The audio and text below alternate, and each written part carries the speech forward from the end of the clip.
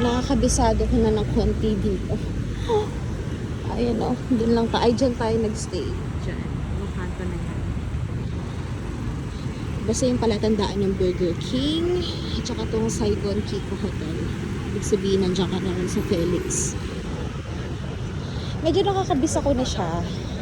So, dapat doon ako dadaan eh. Doon ako pinapadaan ng Google Maps. Pero, ay, pechay.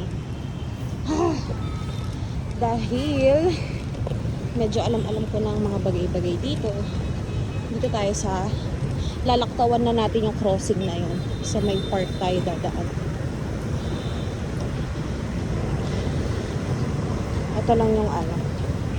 Dapat talaga sling bag yung gamit mo, hindi ganito. Kasi kapag hindi ka naka-sling bag, medyo hassle siya sa medyo hassle siya sa ano, paglalakad mo. Yung pangit lang dito is yung ano, pagtawid talaga. Okay naman dito. Wala, binibideo-video ko lang. Ba't kung kailan paalis na ako, dun lang nag-sink in sa akin. Nandito pala. Naalala ko nung pagdating ko dito, unang dating ko dito, parang hindi ko maintindihan yung nafe-feel ko. Sobrang gutom ko. Sobrang haggard ko. Tapos gusto ko na lang nun kumain at saka humiga. Pero yung utak ko hindi siya yung parang na-excite kasi nandito na ako sa Vietnam. Hindi ganun yung nafe-feel ko. Yung nafe-feel ko nun, kasi nga 'di ba hindi ako nag-lunch and dinner nung nasa Naiya Airport ako.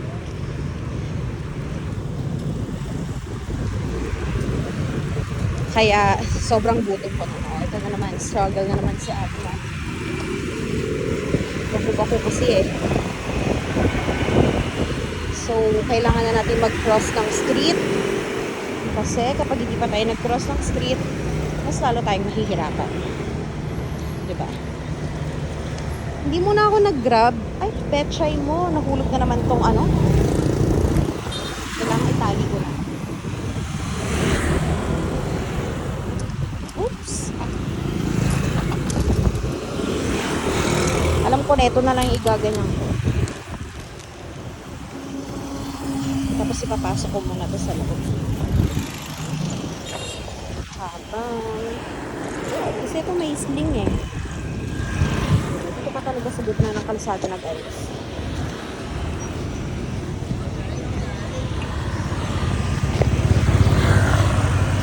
Nagtatanong, parang inaano niya ako mag-angkas.